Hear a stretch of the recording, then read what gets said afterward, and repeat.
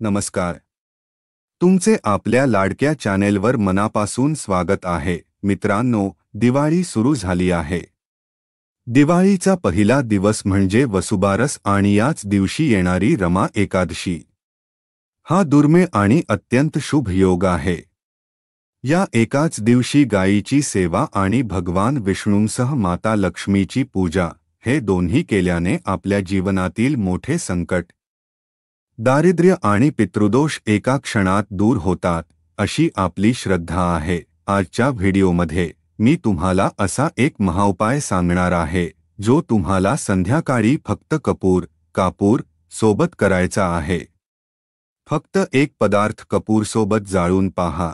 तुमच्या कुटुंबावर आलेले मोठे संकट टळेल, 7 पिढ्यांचे दारिद्र्य नष्ट होईल आणि पितृदोषही समाप्त होईल. हा उपाय इतका शक्तिशाली आहे की तुमच्या घरात सुखसमृद्धीचा वास होईल. तुम्हाला फक्त एक छोटीशी विनंती आहे.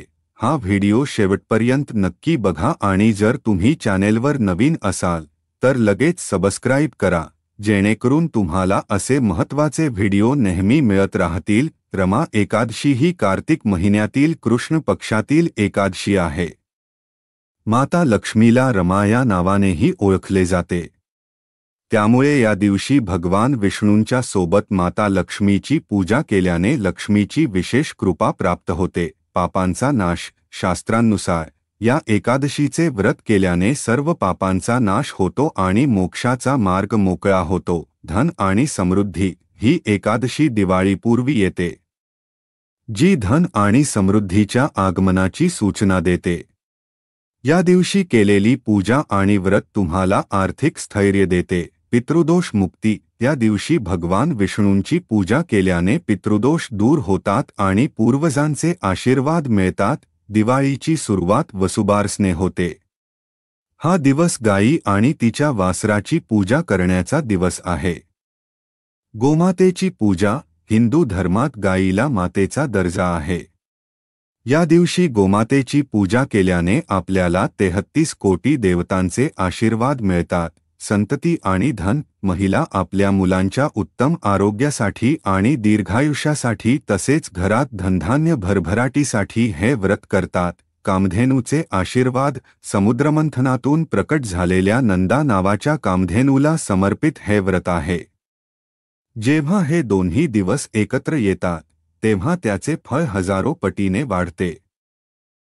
हा उपाय शक्य असल्यास आज म्हणजेच रमा एकादशी आणि वसुबारसच्या संध्याकाळी नक्की करा. जर हा योग चुकला तर तुम्ही कोणत्याही एकादशीच्या किंवा शुक्रवारी संध्याकाळी हा उपाय करू शकता. रमा एकादशी आणि वसुबारस दिवशी काय करावे? या शुभ दिवशी तुम्ही अजून काय करू शकता याबद्दल काही सोपे उपाय. तुम्ही याशिवाय या दोन्ही दिवसांचे पूर्ण फळ मिळवण्यासाठी आणखी काही सोपे उपाय तुम्ही करू शकता. 1. गोमातेची सेवा. सकाळच्या वेळी वासरासहित असलेल्या गायीची पूजा करा. हळदकुंकू लावा आणि गोड पुरणपोळी किंवा गव्हाचे पदार्थ खाऊ घाला. गाय घरात पाळत नसाल तर गोशाळेत जाऊन गायीची पूजा करा किंवा हिरवा चारा आणि दक्षिणा दान करा. 2. विष्णुलक्ष्मी पूजा.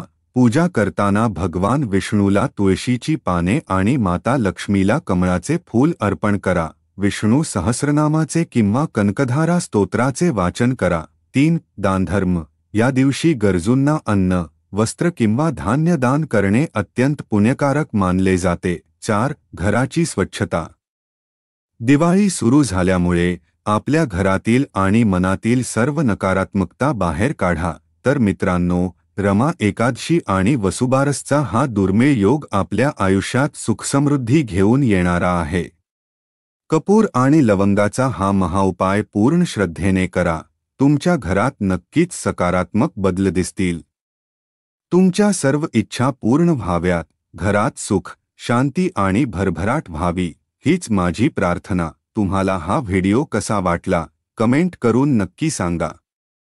हा उपाय तुम्ही करणार आहात का हे देखील कळवा. व्हिडिओ आवडल्यास लाईक करा, आपल्या मित्रपरिवारासोबत शेअर करा आणि चॅनेलला सबस्क्राईब करायला विसरू नका. पुन्हा भेटूया अशाच एका नवीन आणि महत्त्वपूर्ण माहितीसह. तोपर्यंत श्री स्वामी समर्थ. हा योग लक्ष्मी आणि विष्णूंच्या कृपेसोबतच गोमातेचे आशीर्वाद घेऊन येतो, ज्यामुळे आपले संकट निवारण होते. आता लक्ष देऊन ऐका. संध्याकाळची वेळ म्हणजेच प्रदोष काळ या उपायासाठी सर्वात शुभ आहे. हा काळ संध्याकाळी 5:30 ते 7:30च्या दरम्यान असतो, पण तुम्ही सूर्यास्तानंतर कधीही हा उपाय करू शकता. हा उपाय तुम्हाला तुमच्या घराच्या मुख्य दारात किंवा तुमच्या पूजाघरात करायचा आहे. तुम्हाला फक्त 2 गोष्टींची आवश्यकता आहे. 1. कपूर साधारण 2 ते 3 टिकल्या. 2. लवंगा 5 ते 7 अखंड लवंगा. वरती फूल असलेली. उपाय करण्याची पद्धत.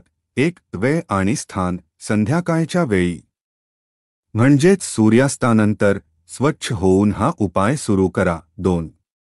तयारी. 1 छोटी स्वच्छ प्लेट किंवा मातीचे भांडे घ्या.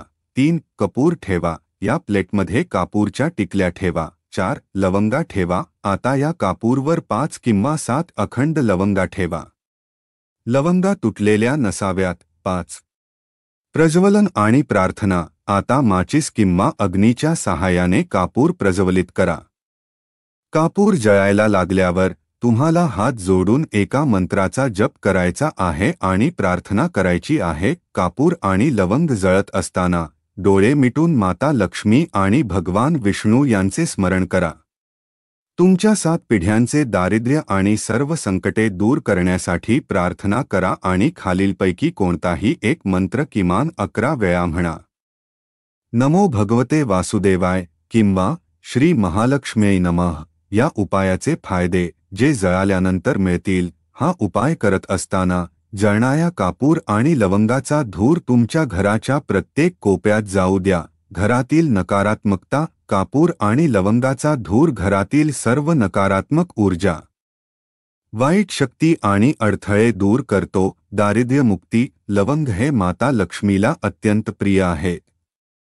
लवंगासोबत कापूर जाळल्याने माता लक्ष्मी आपल्या घरात चिरकाल निवास करते आणि 7 पिढ्यांपासून आलेले दारिद्र्य नष्ट होते. पितृदोष आणि ग्रहदोष. रमा एकादशी आणि वसुबारसच्या शुभ मुहूर्तावर हा उपाय केल्याने तुमच्या कुंडलीतील पितृदोष आणि इतर ग्रहदोष कमी होतात आणि पूर्वजांचे आशीर्वाद मिळतात. धनवृद्धी. यामुळे तुमच्या घरात धनधान्याची कमतरता जाणवत नाही आणि लक्ष्मीचा स्थिर वास होतो.